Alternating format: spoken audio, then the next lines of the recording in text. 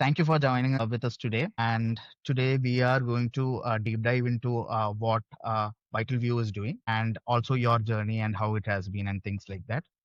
Uh, so before starting off, let me set some context. So why we do this is for startups during their early days, some sort of PR is very crucial and very essential. Even when I was starting off, a lot other founders told me that PR is very crucial. You have to be out there and things like that. But at that point, back in 2016, it was very difficult for us to get some sort of reach and to work to get our news out there, right? So this is actually an initiative, a side hustle by me and Georgie, where we try to feature early stage startups and give them some sort of visibility on the internet. So let's start. Tell me about things like how was your childhood, where did you study, uh, and where did you work, what did you study, and things like that. Let's start from there. Okay, myself, Amal Shehu. Currently, I'm the founder and CEO of VitalView AI, a company which analyzes complex data sets like X-rays and CT scans and process reports within minutes. So, if I'm talking about my career, I started writing code from a very small age. So, after that, and plus one, plus two also, I did computer science. Then engineering, I passed out on 2015. I studied in a college called Nurul Islam College of Engineering.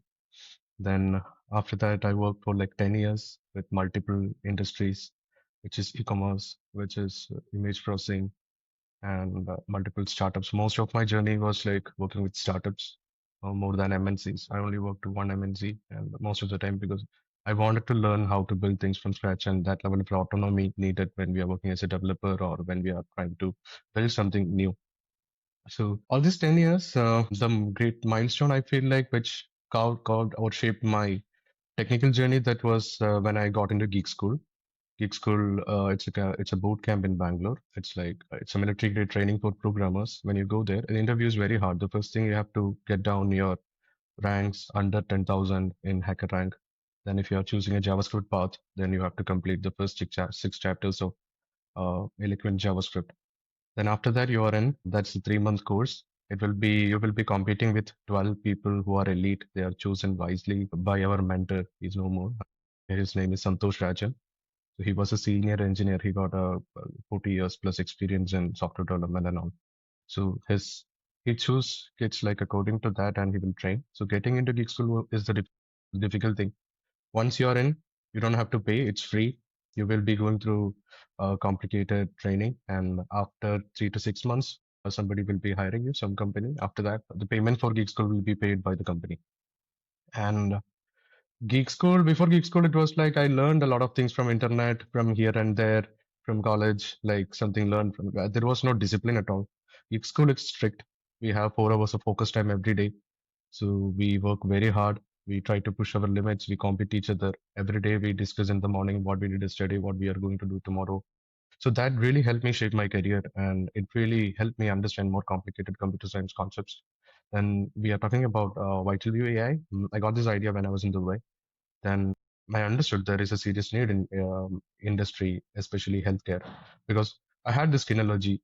Okay, Interesting I'm going to question stop. asked by. I'm going to stop. I'm going to stop you there. Uh, let's deep dive into what Vital View is very soon. Before that, you said you studied in Nurul Islam, is it? Yes, Where, yes. where is this college? That is in Takle. It's in Kumaragol. We have to travel like 1 hour from Trivandrum. It's like after Okay. uh, And you mentioned, is it Geek School? GEEK, right? Geekskool. Yes. Okay. So that's where you actually developed your coding skills and how to build things. Yeah, that's the place I pushed myself to next level. I got upgraded. Yeah. So, have you heard of bro code?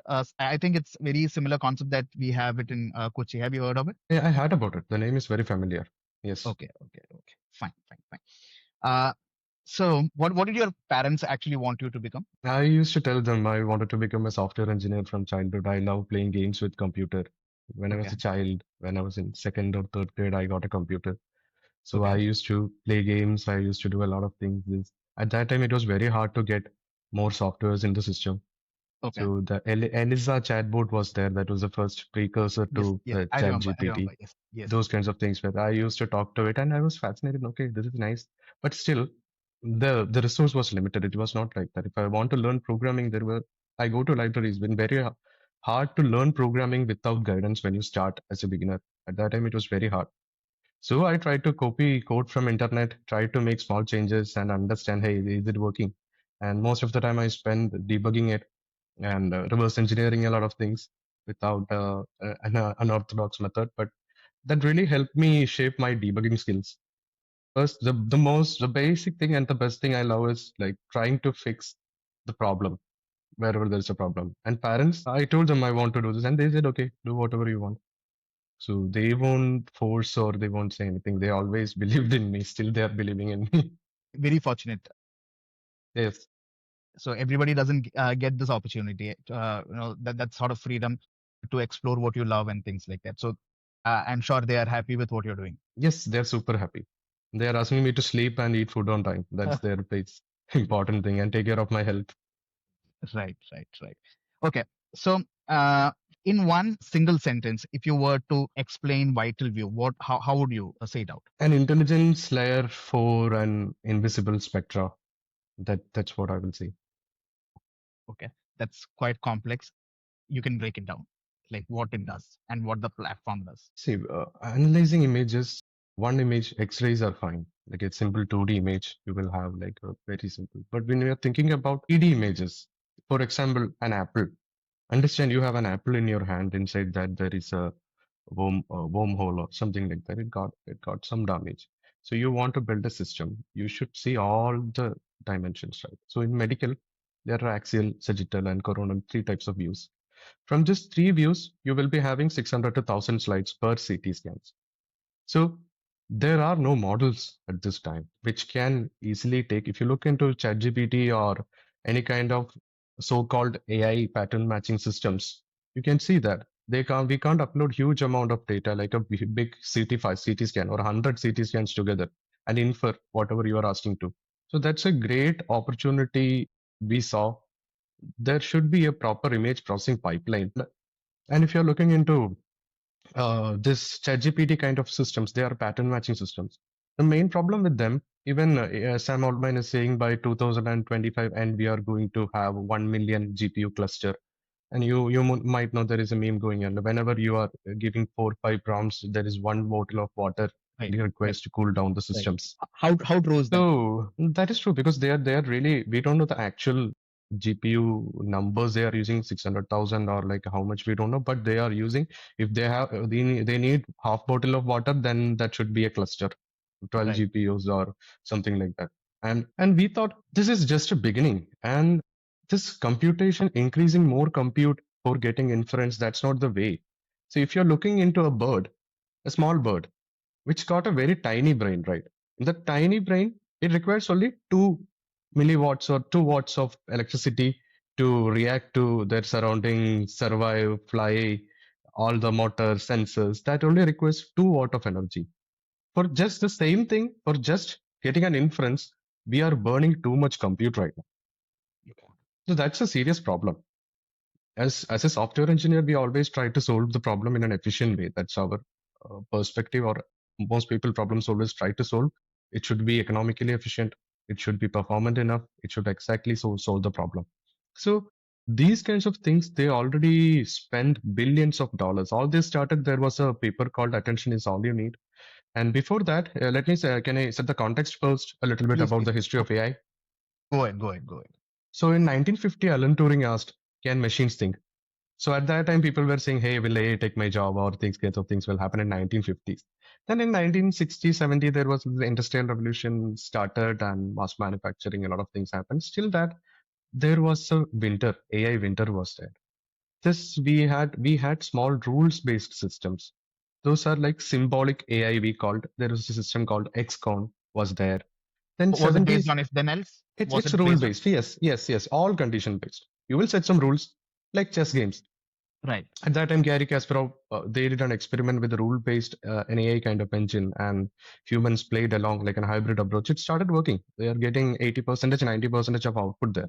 Then 2002, 2003, we understood rules are not the king, data is the king. So we started generating data. We had internet and we had a lot of data, huge computing centers, and we started building small tools to build machine learning models like PyTorch. Those kinds of standard started to come.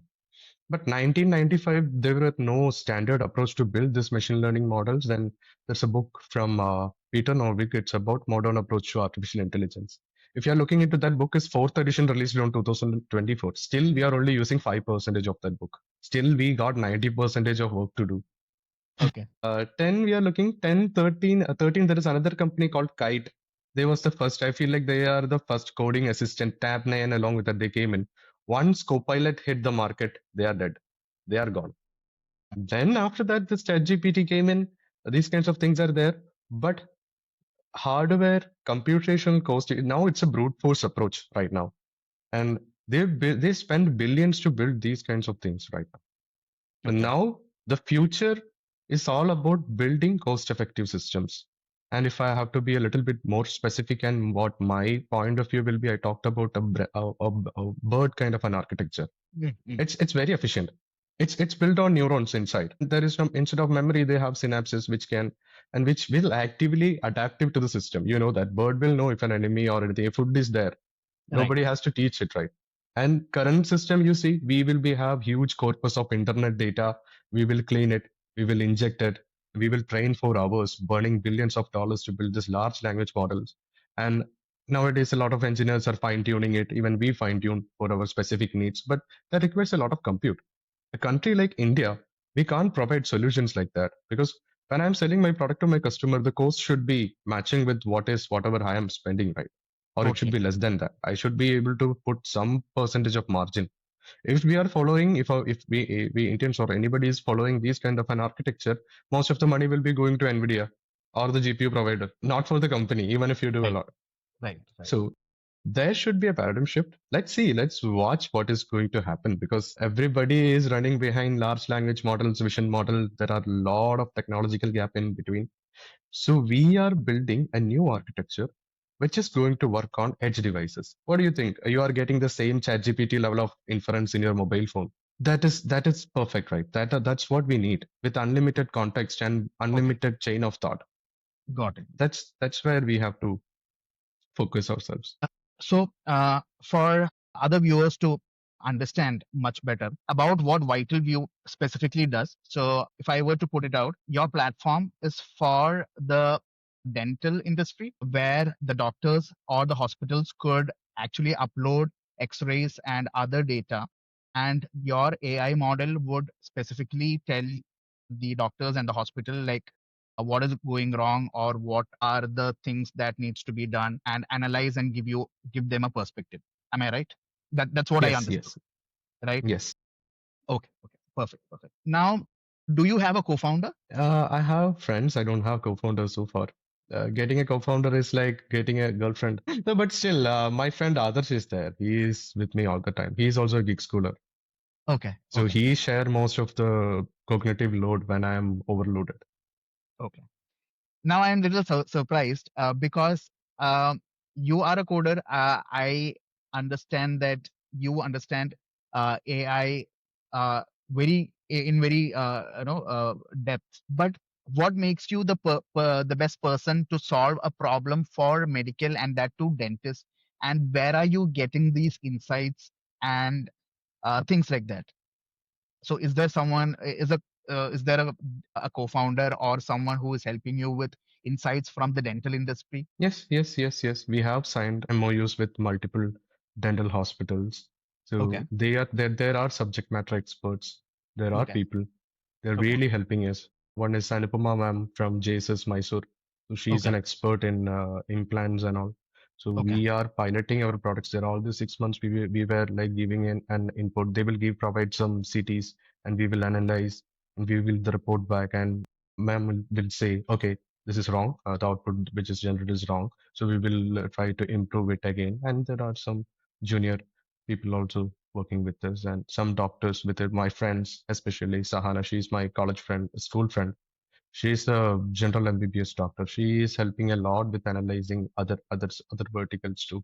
So what we are trying to do is if we can't hire people within a team to create a product, because when they are inside the team, they are not the end users. The requirement Okay. should be coming from the industry. I try to make part of like doctors who are working in hospitals first. I spend a lot of time going and pitching this idea. Hey, doctors, let's collaborate and all. What I understood, they are super busy with their work itself. They have a lot of cognitive load.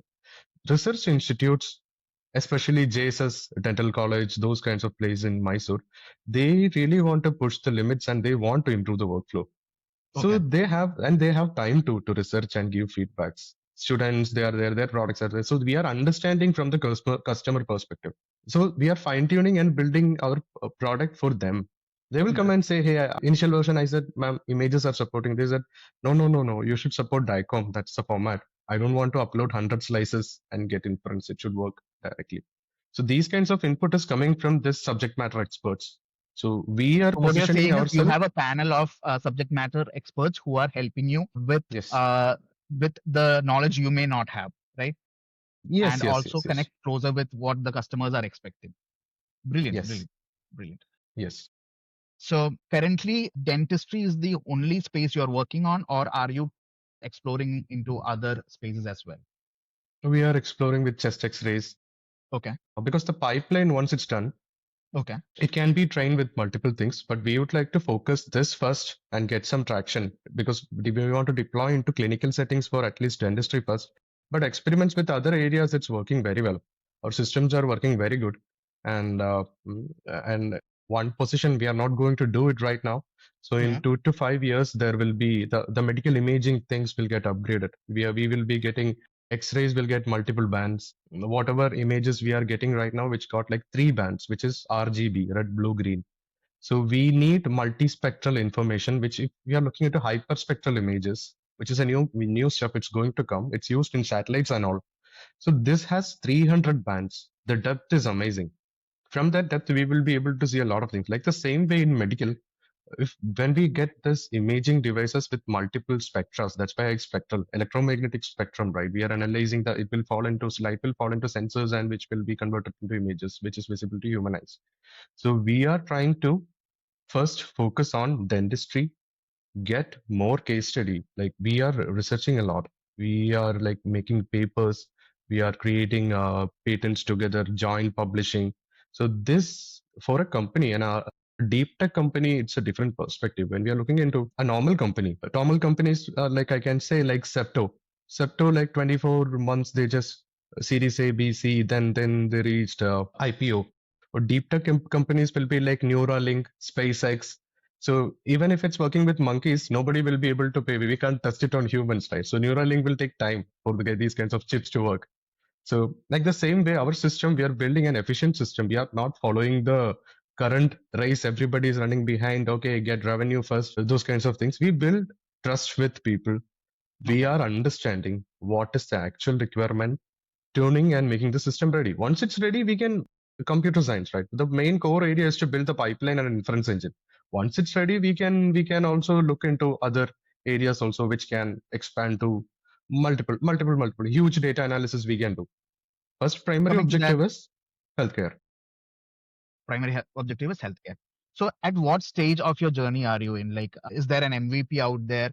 Have you done pilot test? Do you have paying customers right now? If so, how many customers are there and things like that? What is your team size and things like that? You see, we have a 12 people working on and off. 4 people are like full time, including me. So the other people like some are like contract based, and that's how we are working like that slowly. And when we are talking about traction, we met a lot of errors when we are developing a system from scratch. It's not like a ChatGPT kind of system. It's very new. And we are trying to use something called knowledge graph and neural network, a symbolic approach we are proceeding. That's a very new novel architecture. The first thing we have to get a case study at least with 10,000 people, whether this is giving gold standard. Current gold standard is the human doctors average. So comparing to that, run it slowly. Even if I am going to ask them again, okay, ma'am, or institutions, are you ready to pay? So I'm more responsible for the output.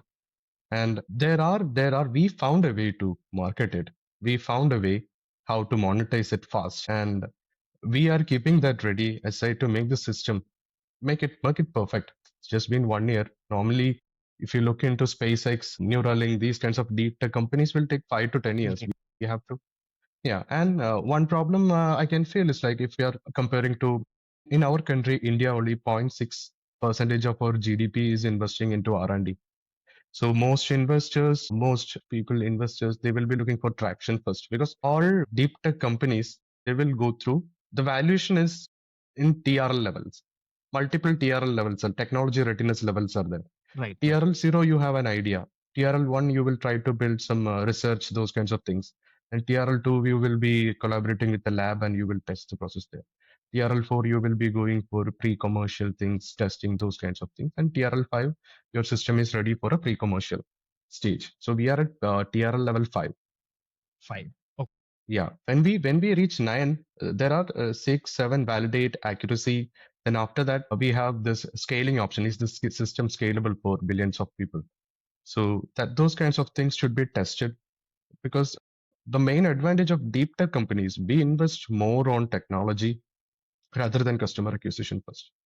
When we have that kind of a system, we will decide the cost after 10 years. It's a long term vision. It's a 10 year vision. So I am exploring like the same curiosity I had when I was a kid. I'm doing the same thing right now. So I'm super happy. So, after your, you've been in tech for quite a long time. What is the inspiration that brought you to healthcare, or especially maybe dental tech? What was your inspiration?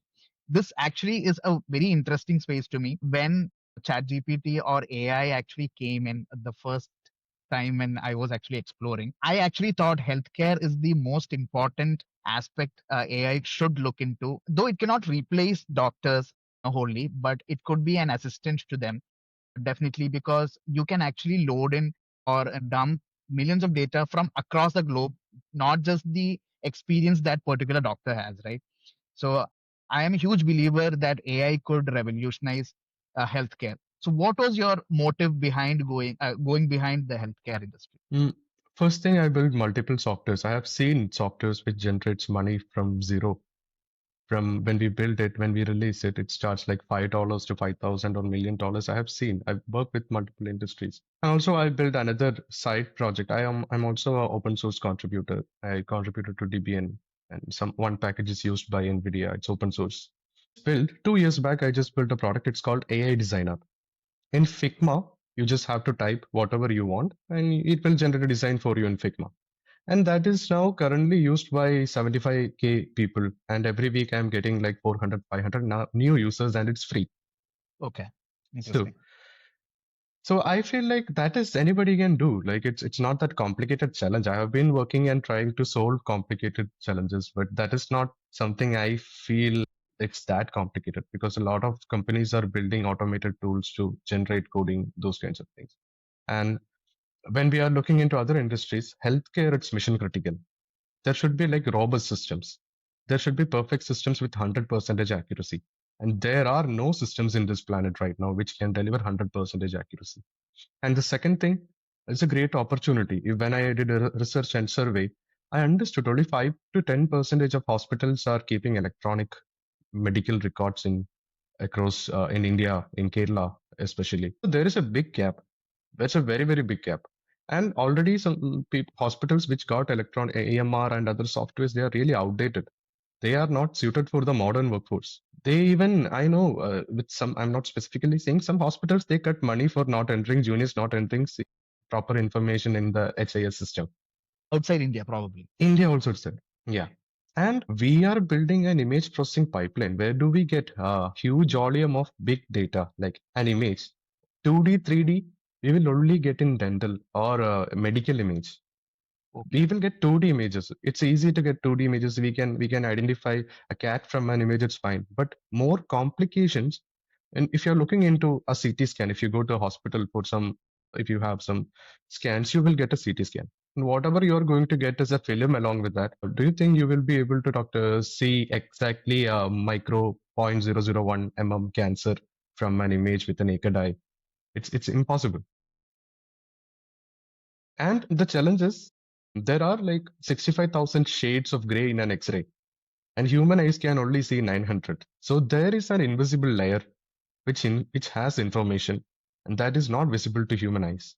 So if you are able to build the pipeline like this, which can be scaled to electromagnetic spectrum later on, once we achieve this, and not only in medical, this can be used in multiple sectors later on once we have the system. The first thing is make it work, generate traction from one area, make your system like proper stability. It should be scalable, should be cost effective. You can't pay 80% of your income to a GPU company, right? So what's the point of building a company and just taking 5% Right. or 10% off for your, because the team you need to build these kinds of new system, that should be expert people over 15, 20 years. They are working with this. So if we want to build a solid team like that, we need that level of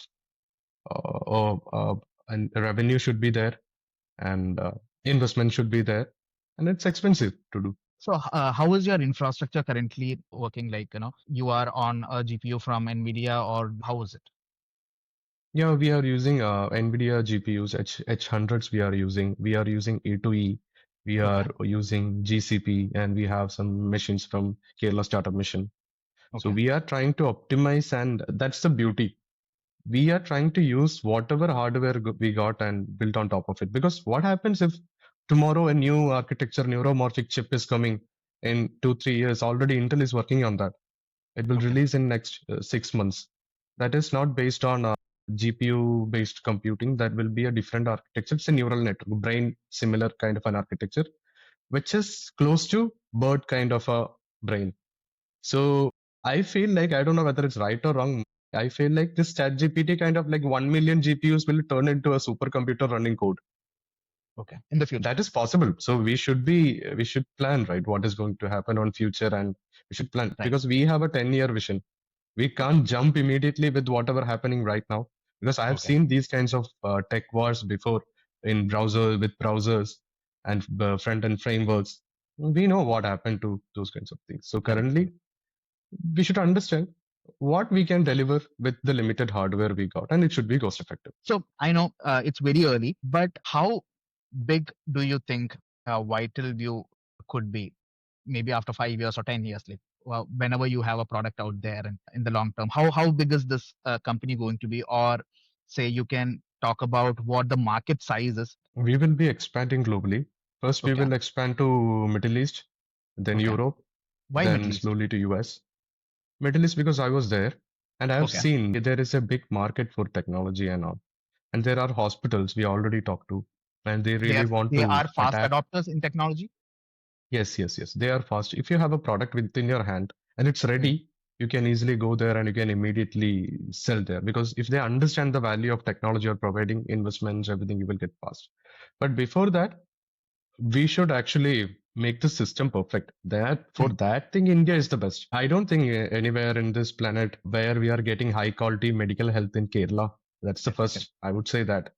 correct. So I happen to notice that while researching on Vital View, you are part of Kerala Startup Mission. Also, you mentioned that you are part of Kerala Startup Mission. Like, how are you associated with the case? So Kerala Startup Mission, they are really helping us because I was working there in 2015 in another startup when I passed out of my college. I worked in a Okay, startup there.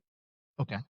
Their support is like whenever you need support or contacts or those kinds of things. Startup Mission really help us and providing us guidance. Okay, you talk to these people, let's see how it goes, those kinds of things, especially getting us contacts. And there is something called government as a marketplace.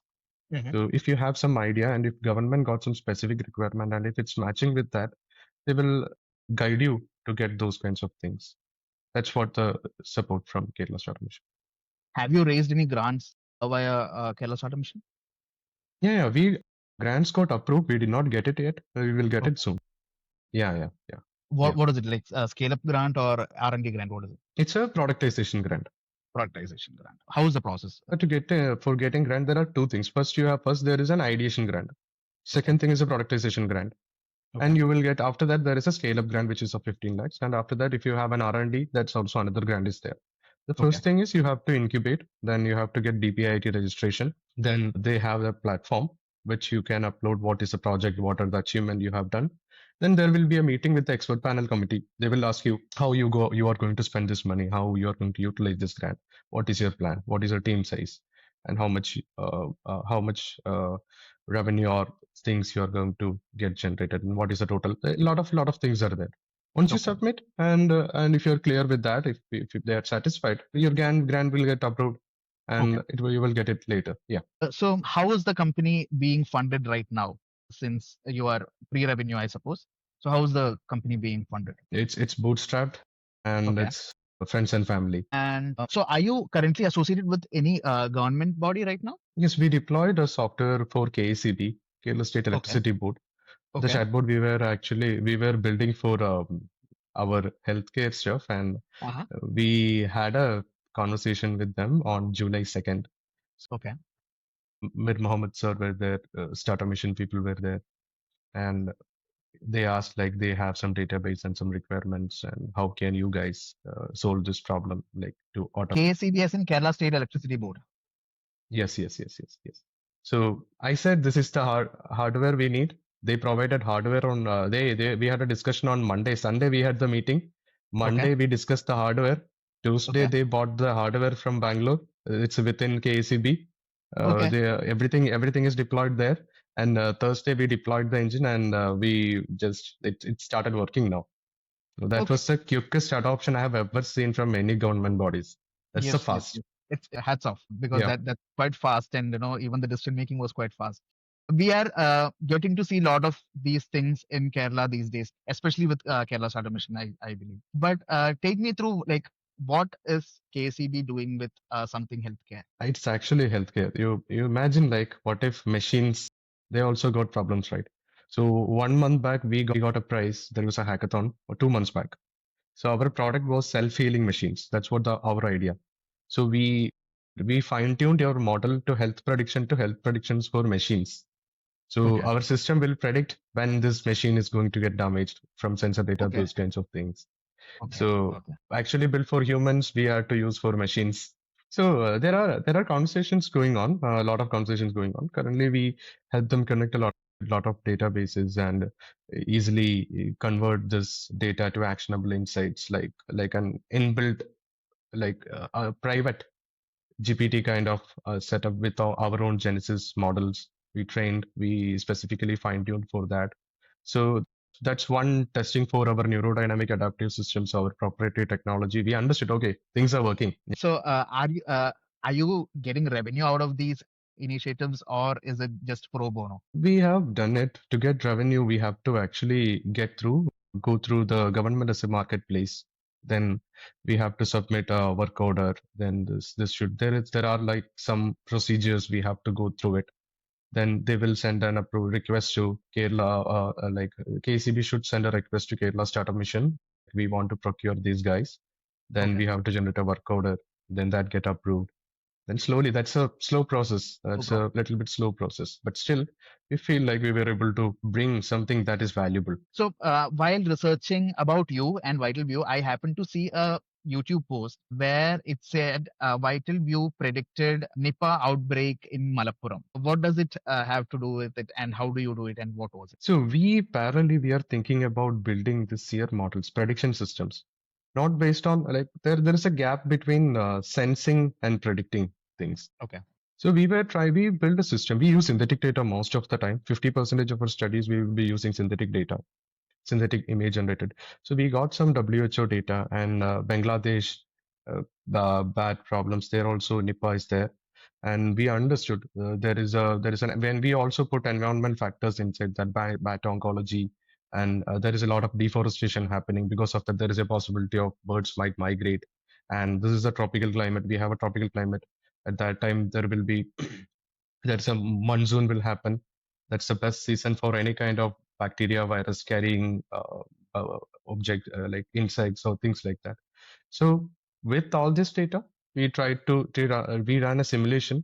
Then we got this. This is going to happen at this time based on historical data from 2008 23. That was also an amazing experiment we have done with, and it started working. One more thing I want to add is like when we explore and experiment passionately with new things, Sometimes it will work, and when it works, then only we will see, we will understand we were working on something that is valuable. That's not something that should be hidden under our carpets or like under our computer somewhere. These kinds True, of true. things. The genuine way when what I believe when we are building a startup, we do research, we build systems, but nobody will know when it's going to actually. Inventions are like that. Most inventions, people will go and try to invent something else, and they will end up with something else. That's what in the history. Nobody invented initially. Nobody got to know like fire, how things were fire was happening. Then we understood it's because of fiction. That's the way I feel that experiments. Sometimes it will work. Sometimes you will learn a new lesson. That's it. So, what are your plans for the next 12 months? Next 12 months, complete all our pilots because data started coming to our systems, improve, optimize our pipelines. It should be able to serve very efficiently, cost effective. Our team is working on building huge pipeline. We are testing with huge amount of data because the pipeline should be robust when we release these kinds of systems, and the accuracy should be improved.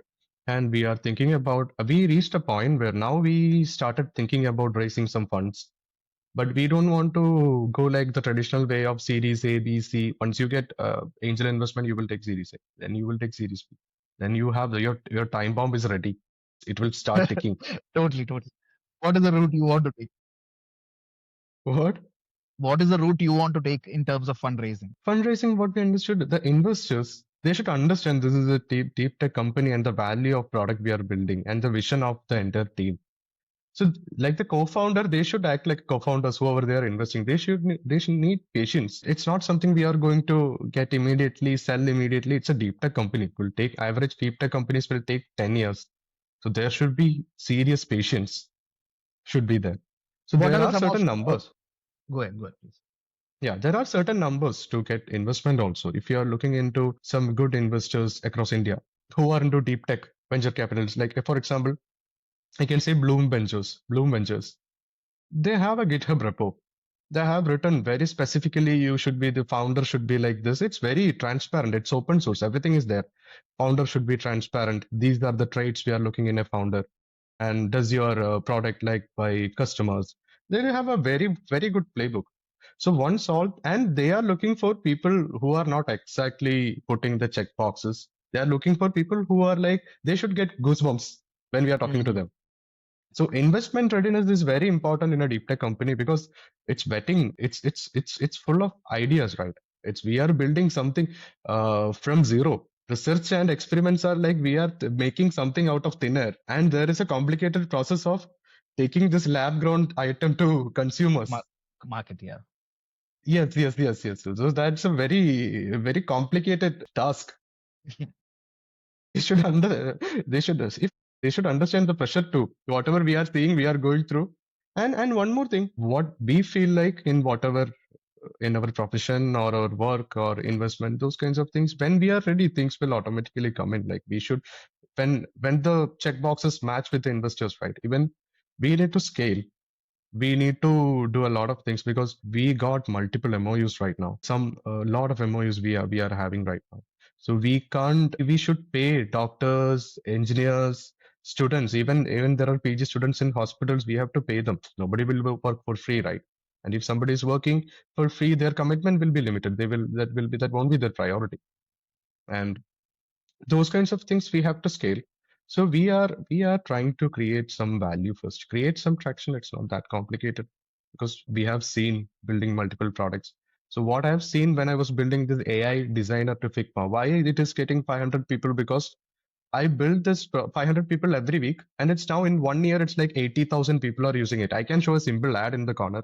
I really fascinated about the current work I'm doing. That's why I'm not switching my focus.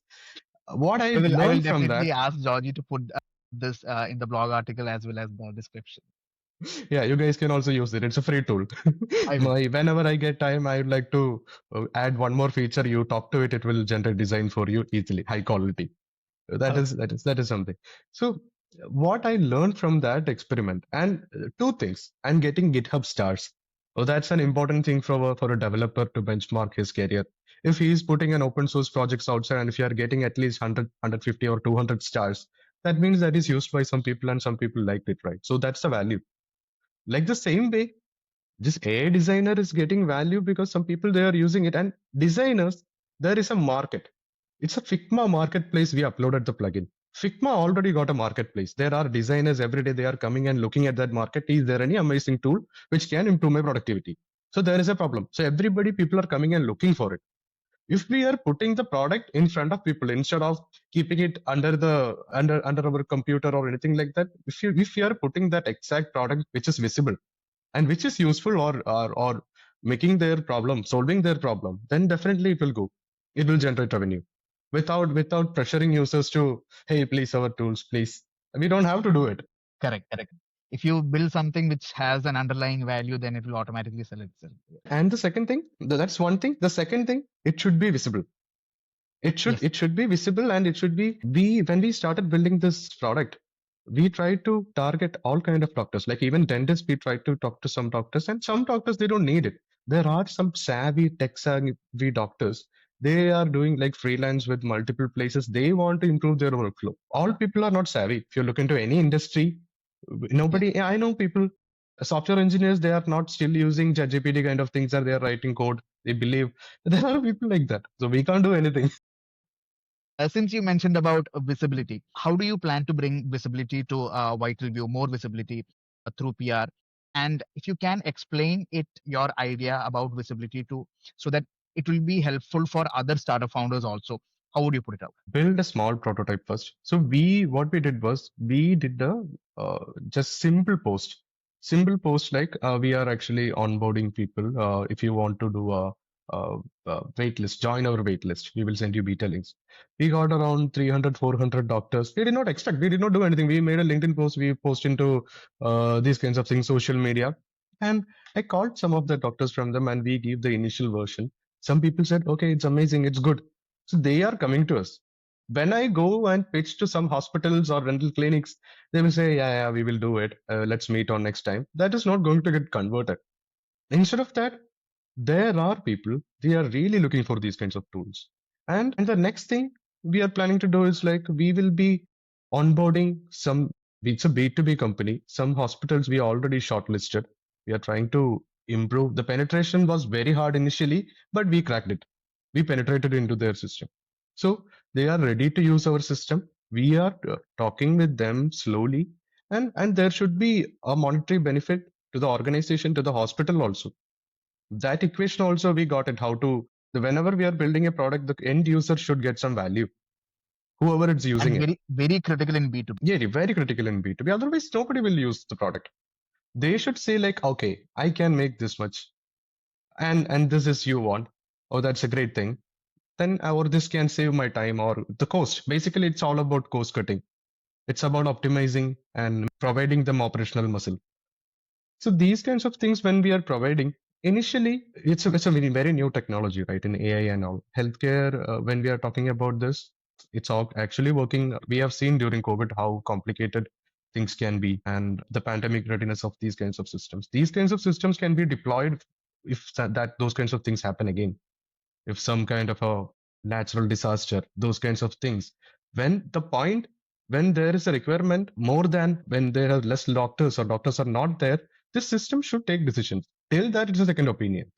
And we are waiting for that system to get perfect instead of pushing it because there is a study in US. I forgot the organization name. That's a specific hospital. They introduced this AI analysis for X-rays and CT scans, and 60% of doctors and professionals they really got annoyed because it is giving a lot of errors. Because when this is used by an experienced professional, if you are working, when I see a code generated by ChatGPT, I know what is wrong.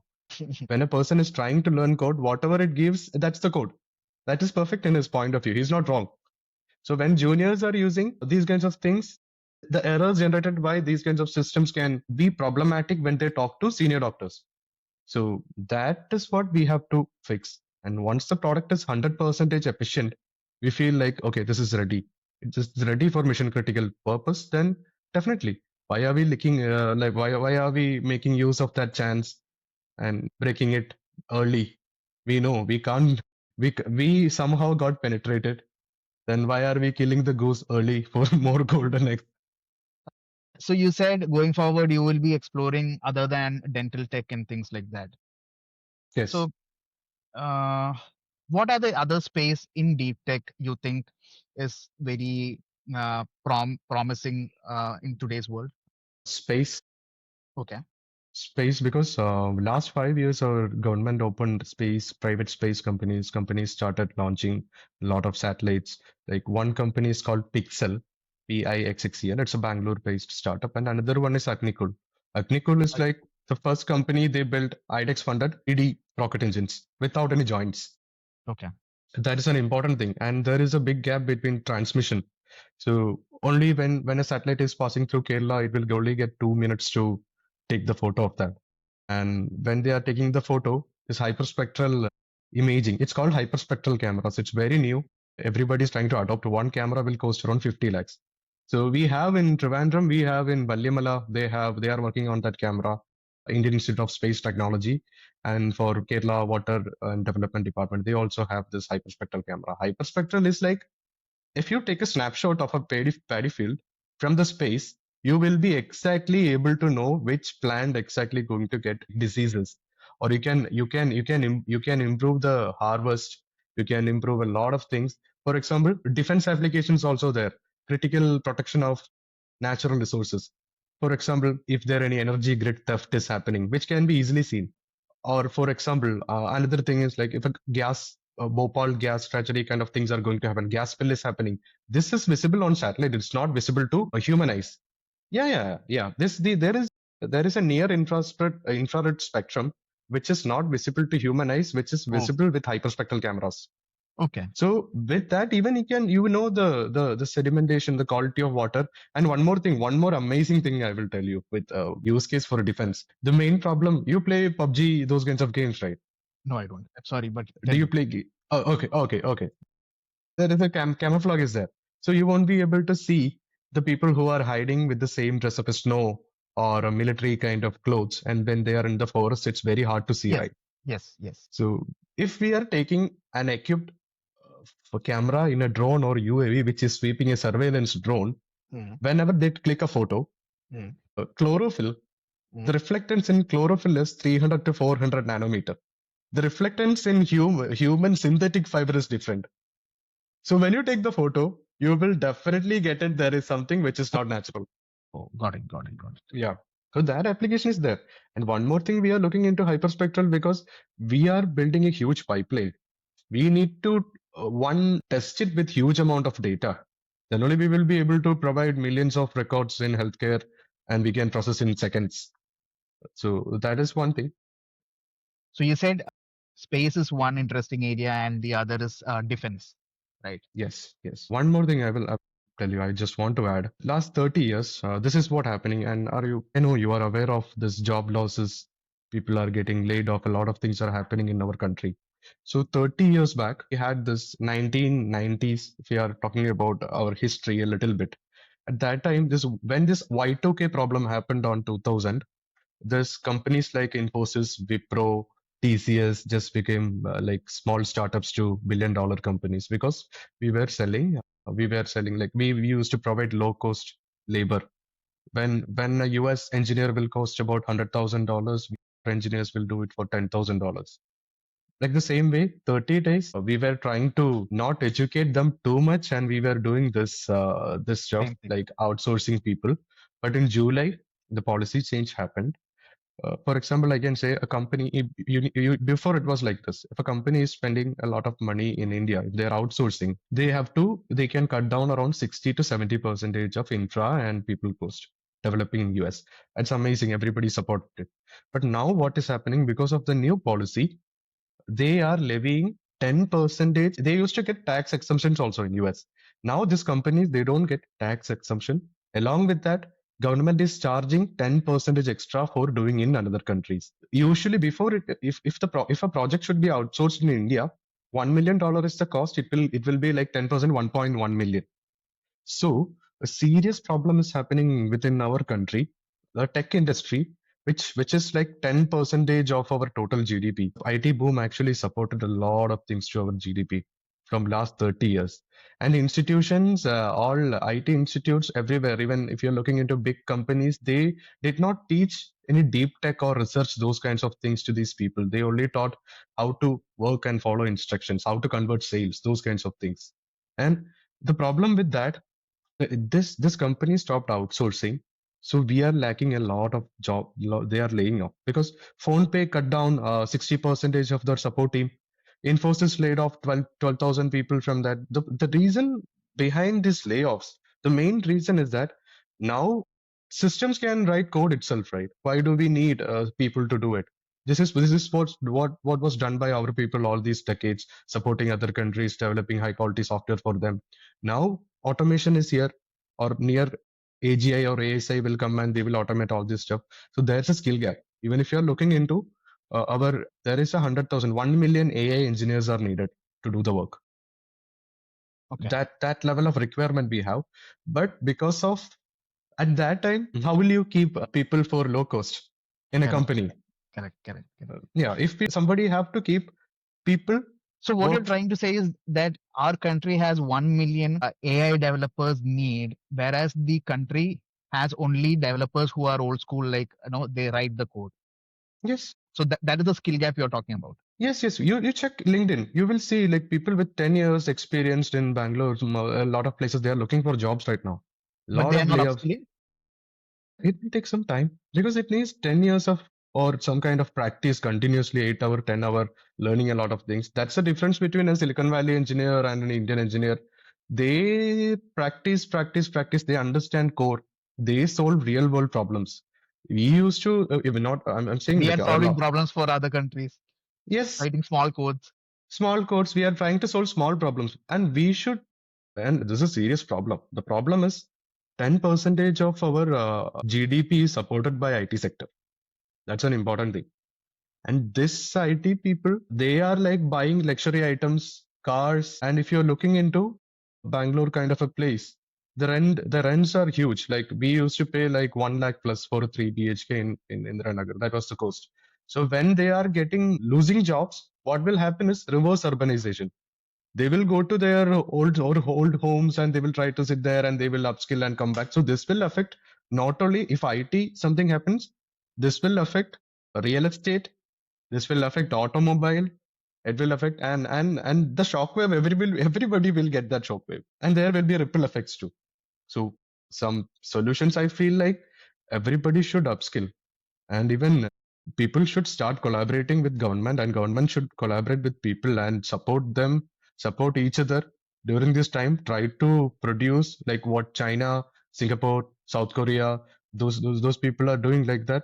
We have to generate income from our place itself. There are government entities, hospitals, medical devices, chip manufacturing, drones, space, communication. Lot of industries are there. Explore it, and before it hits that serious problem, we should actually adapt. Everybody should adapt. I feel really proud of what you're doing, and you are doing this from India. Though you have been in Dubai, you chose to be in India and develop this in India, and that too in Kerala. And I am happy that Kerala Startup Mission is giving you a lot of support in that direction. I am also a part of Kerala Startup Mission. I go to the huddle every year, so I really feel proud speaking to you, and I want to say thank you that you're doing this. And finally, I wish you all the best with what you do and make us proud. Yeah. Thanks for this opportunity, Azir. Uh, It's amazing. Thank you. Thank you.